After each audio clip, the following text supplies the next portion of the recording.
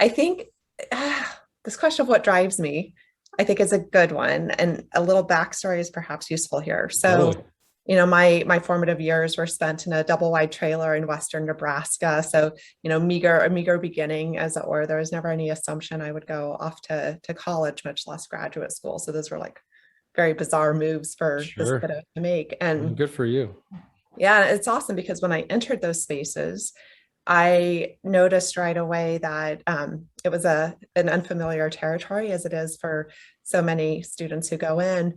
And I used it as an opportunity to just be incredibly curious about Mm. the culture of higher ed and of these colleges and the different backgrounds. I was encountering people unlike anybody I had ever met in my hometown, and Mm. just the role that curiosity played and really wanting to lean in and learn about them. And at first, I thought, I came to realize pretty early on that I was seeing the world from a different perspective.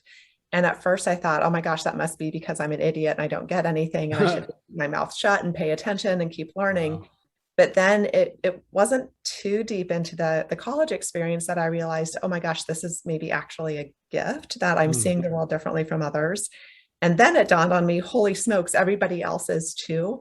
And it was kind of at that point where I think the sense of purpose bubbled up for me around, something I wanted to do in the world was to create these spaces, to curate these experiences where all these people with these different perspectives could actually come together to learn from each other, Mm. and to really value those gifts as unique contributions to the world. And how cool is it that we all see the world differently? What was the quote you told me recently about the limited edition? Oh yeah, one of one limited edition. Yeah, and so imagine in these spaces of learning and of creating and doing, to have these all these limited editions hanging out together, seeing what happens. So I think that's where the passion comes from.